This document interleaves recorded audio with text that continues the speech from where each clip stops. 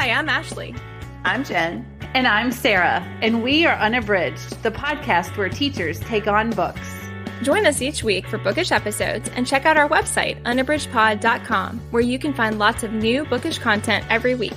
Find us on Instagram, Facebook, and Twitter at UnabridgedPod and message us there or see our website to get plugged into the Unabridged community. You want opinions about books? We've got them.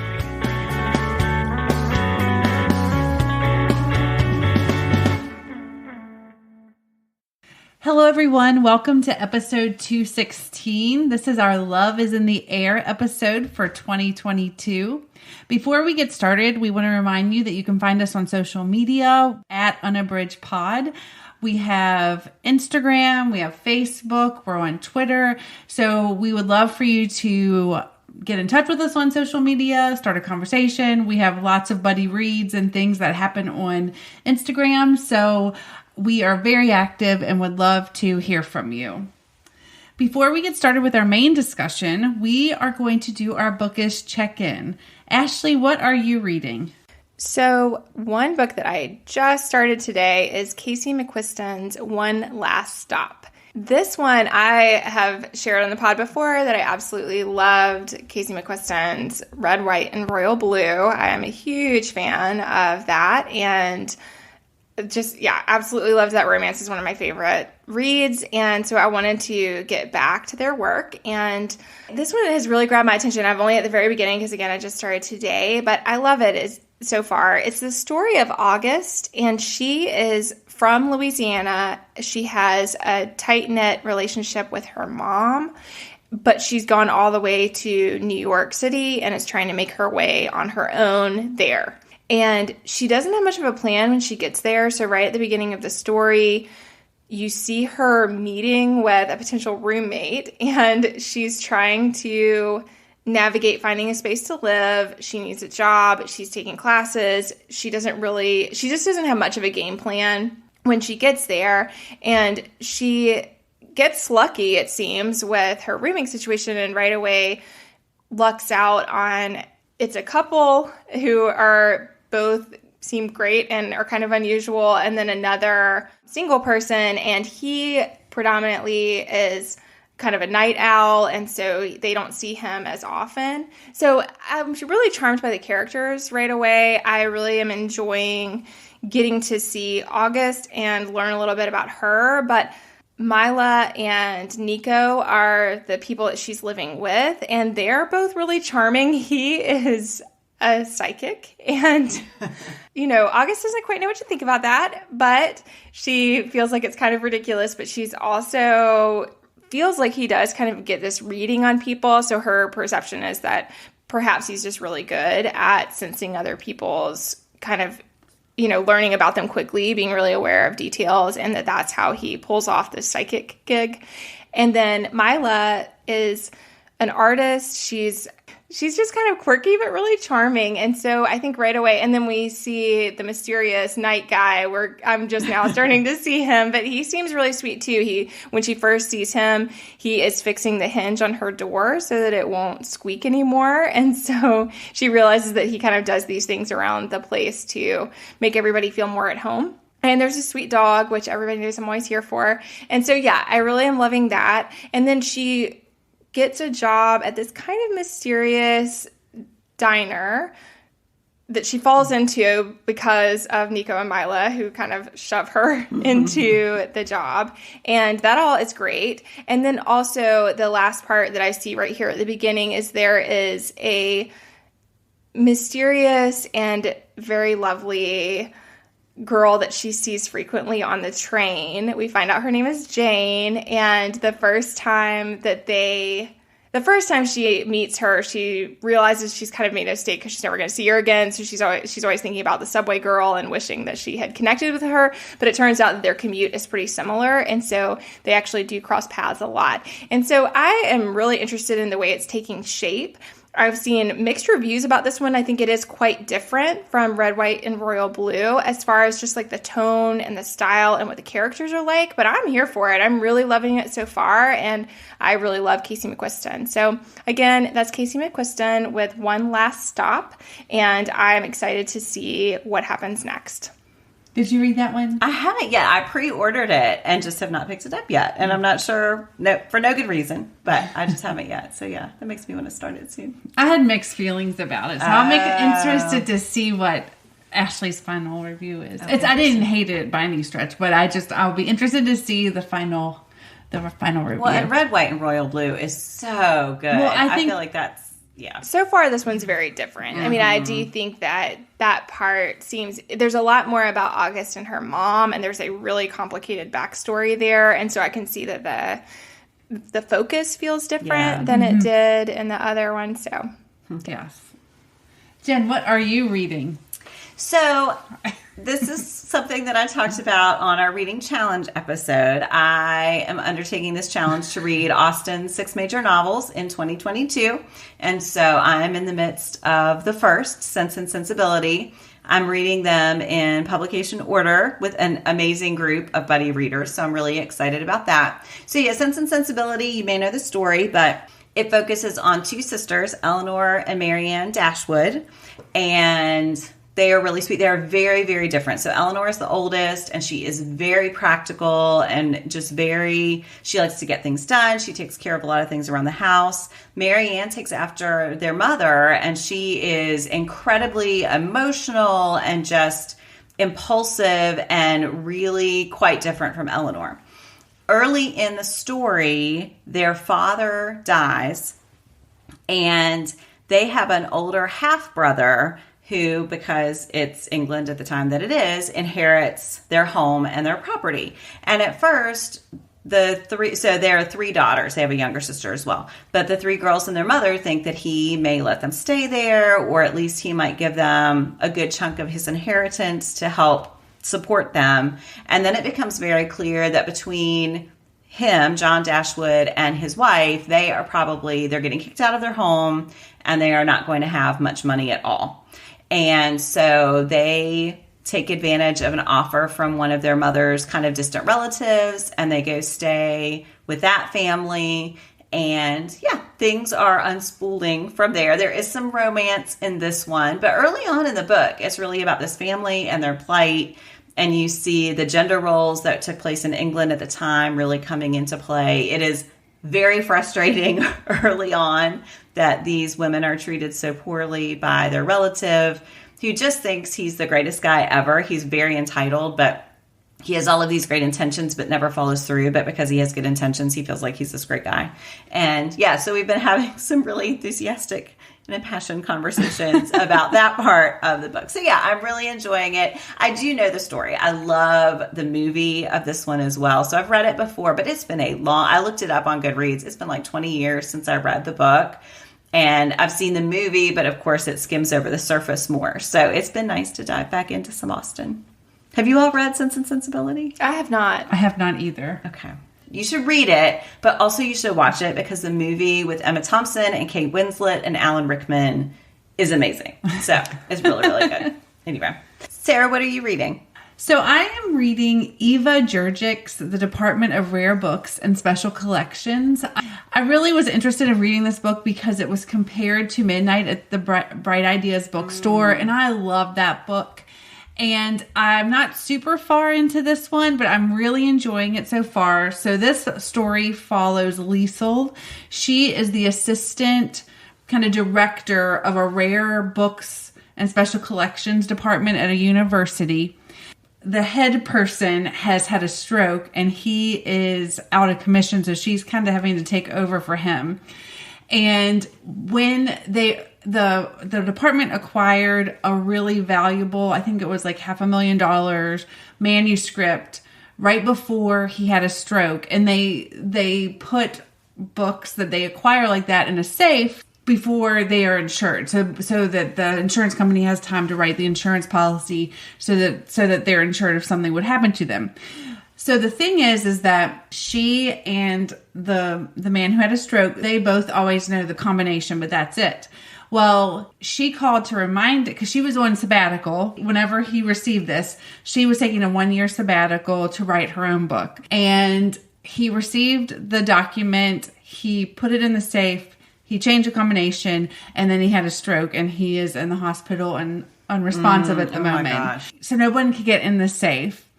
And I'm not super far into it, but it's just like I'm getting the feeling that there's going to be some hijinks in terms of people trying to acquire some of the rare books in their department, and that possibly there's some nefarious activity trying to get these valuable manuscripts, and that she's going to be the heroine of the story. Again, I'm not very far. I don't really know much about the book, but I just thought that I love the cover and the name, and I was just super interested to read it. And I'm really, really enjoying it. So I can't wait to report back when I'm finished. But so far, I'm very intrigued. I really love Liesl. She has a really interesting life outside of the rare books department. And then I think I think it's really interesting how it's like really a stature symbol for universities to acquire these manuscripts. And I had no idea really about any of that. And it's just really interesting what they place value on, and I'm just really enjoying it. You know, I love books, so I like to read books about books. So far, I really am enjoying it. So that is Eva Jurgic's The Department of Rare Books and Special Collections. That sounds so good. That does. That sounds awesome. I hadn't heard of that one, Sarah. It sounds so good. So I do want to thank the publisher. Actually sent it to me because I requested it on NetGalley. All right, we are going to move on to our main discussion. And as you all know, this is an annual episode for us. We always do a February episode talking about some of our favorite romances that we've read, so that this can gear you up for Valentine's Day or Galentine's Day or whatever you celebrate in the month of February. And I think we will start with Jen. What is your recommendation? So I am recommending Jasmine Guillory's While We Were Dating. And if you're familiar with Guillory, you know that she has this series that began with A Wedding Date. And it's a bunch of romances that do stand alone well. So you could definitely start with this one and be okay, but they're also interconnected. So characters from previous books drop in. Sometimes these are relatives of characters from previous books. And I always like that in a romance series, that feeling of familiarity. And you see couples who you were happy got together in the last book come back. Anyway, but this one focuses on Ben Stevens, who is in advertising. And he has this huge campaign. And he is basically at this pitch meeting for a movie star named Anna Gardner.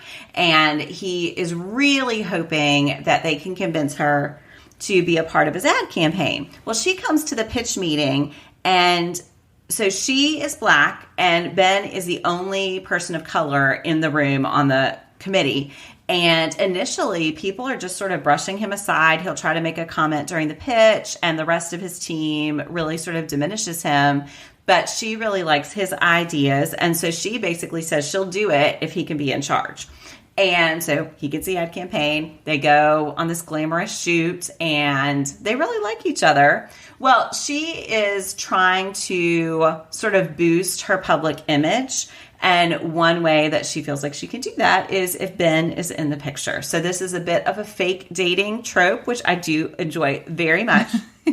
And yeah, so of course, I mean, you know where this is going, but the journey to get there is fabulous because Guillory has a real touch with characters.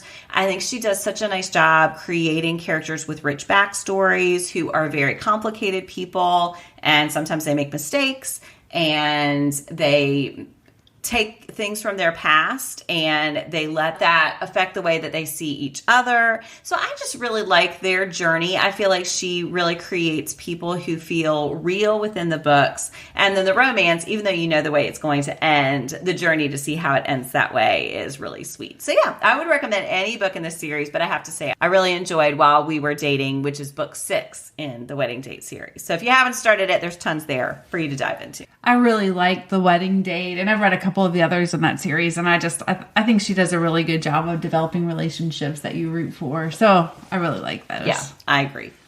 Ashley, what is your pick? So I did read a lot of romance in 2021, and I talked a little bit about that on some of our kind of reflection episodes in January, but one of the ones that I read toward the end of the year that I shared on a Bookish Check-In not too long ago is Ali Hazelwood's The Love Hypothesis. Woohoo! This is one that was heavily recommended, largely by Jen, as you can tell from the cheering. And I said before in the check-in that I did purchase this one outright, which I don't do very often, but I got it on my Kindle because I just really wanted to read it, and I wanted to read it right then, and that was great. And I did love it. I did share some of the plot not long ago, so I'm going to give a quick summary, but basically, in the beginning, Olive is a PhD student. We see all of the struggles that relate to that. So we really see how she's struggling for funding. She's struggling to have the equipment that she needs to be able to do the experiments that she wants to conduct. And she's looking for ways to get better equipment so that she can do better experiments. So we see all of that struggle, which I really appreciated in the book.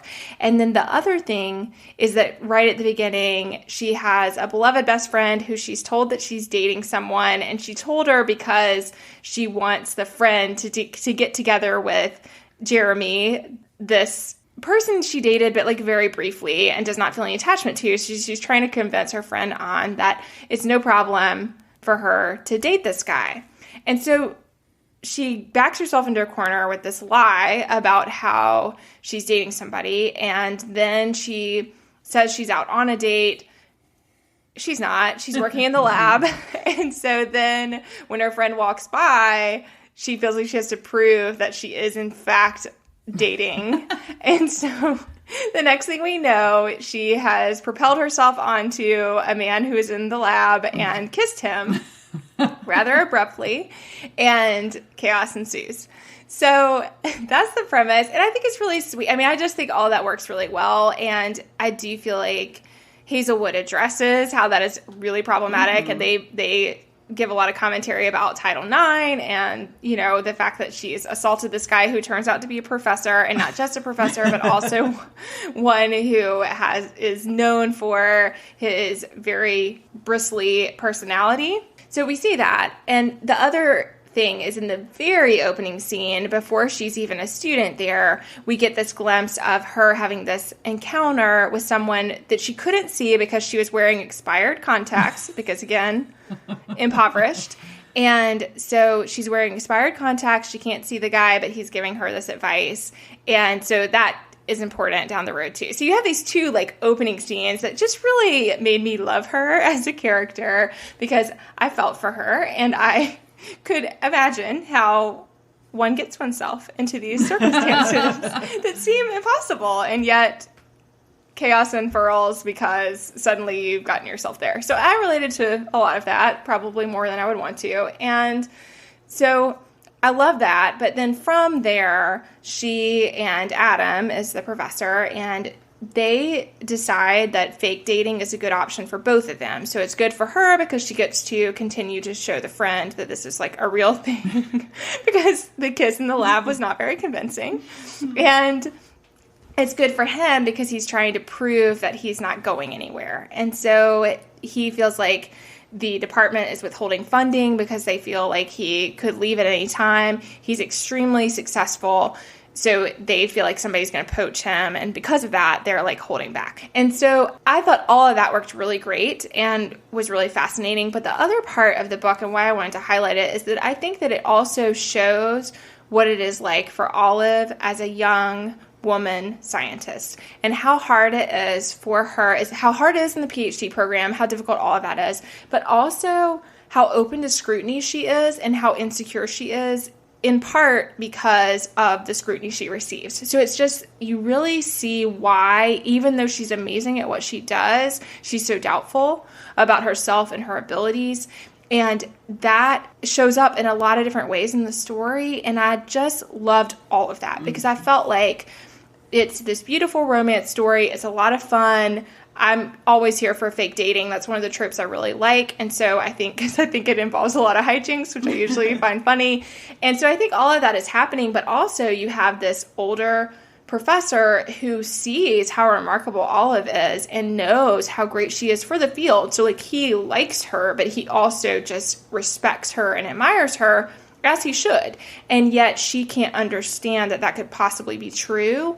And I think that all that just makes a lot of sense and really shows what it can be like to be a young woman in a field that is largely men and trying to find your way and prove yourself, and how easy it is to fall into self-doubt and how easy it is to get into vulnerable situations or situations where you're getting manipulated. And I don't want to reveal anything, but I just felt like there were some, with no spoilers, I feel like there were some very real life things that happen in the book.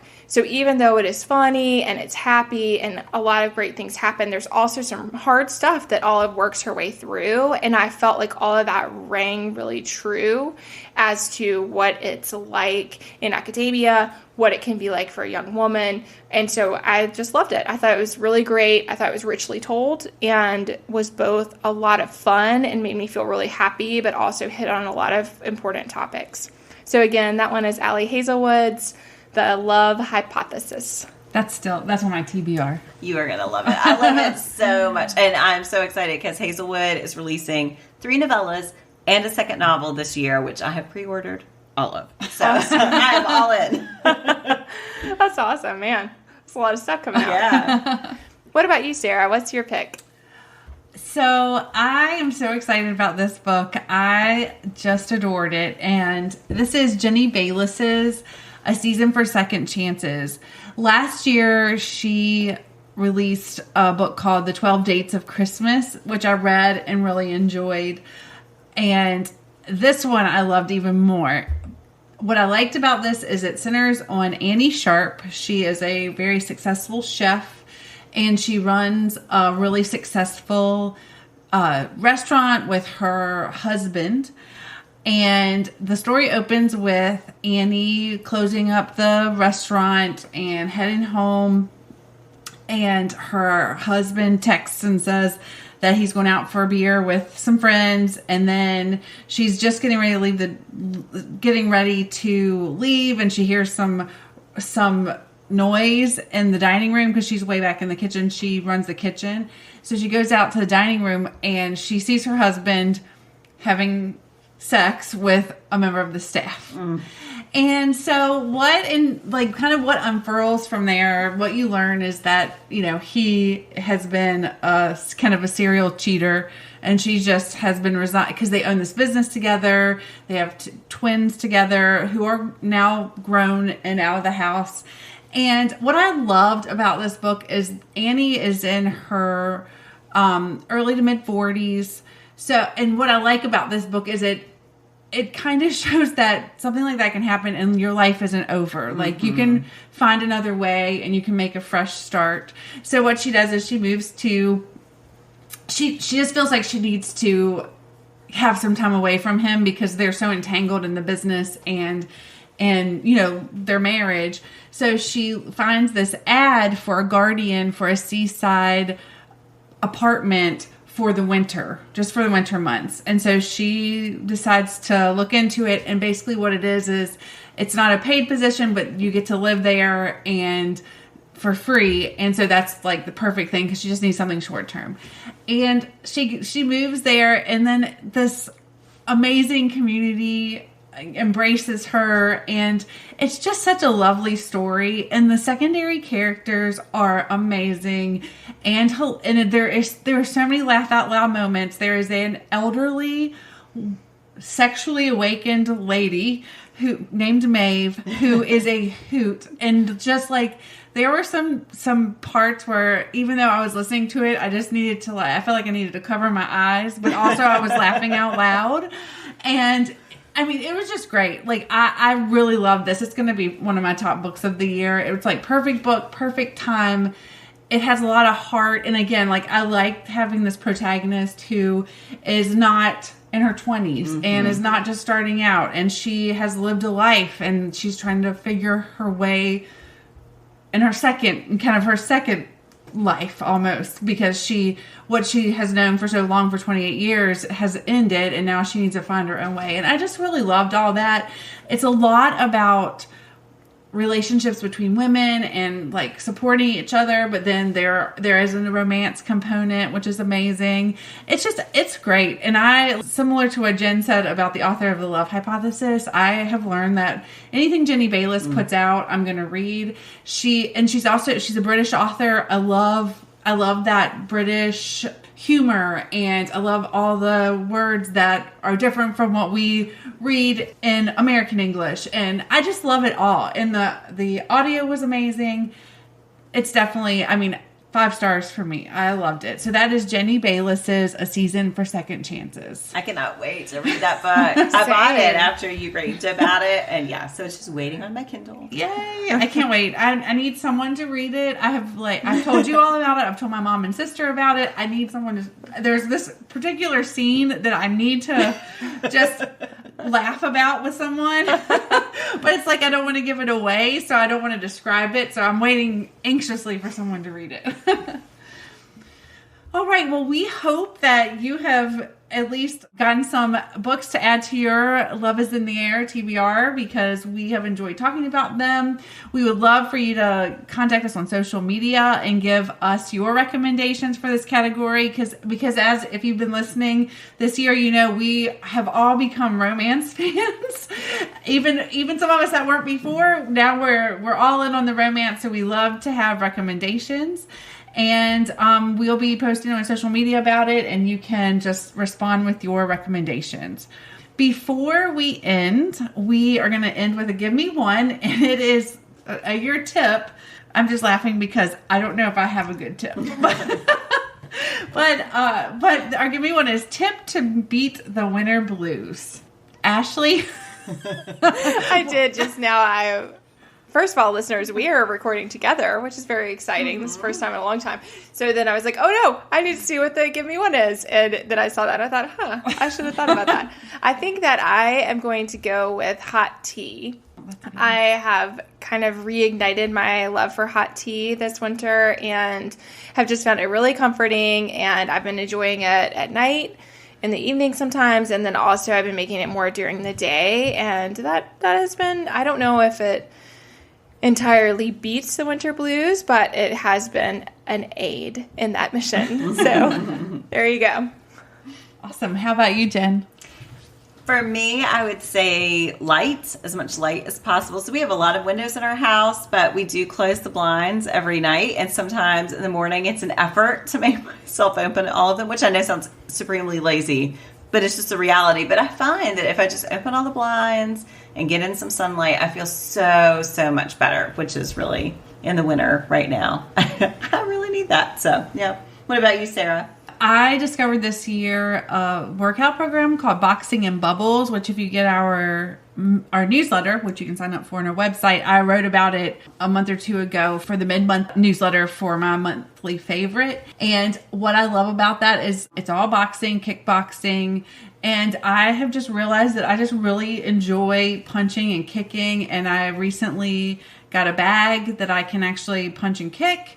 And for me, the winter is really hard for me. I don't like the short days. I don't like the darkness. I don't really like the cold weather that much anymore, especially as I get older. I used to love winter, but as I get older, I'm like, I don't like this at all. And so I have found that going downstairs and punching and kicking that bag, it relieves some tension and it makes me feel better. And exercise for me always makes me feel better. So the exercise and the punching and kicking is a winning combination for me.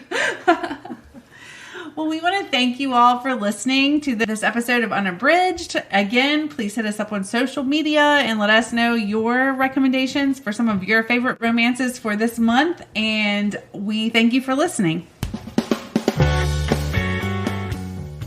Do you have comments or opinions about what you heard today? We'd love to hear them. You can find us on Instagram, Facebook, and Twitter at UnabridgedPod, or on the web at unabridgedpod.com for ways to support us. To get more involved, you can sign up for our newsletter, join a buddy read, or become an ambassador. Thanks for listening to Unabridged.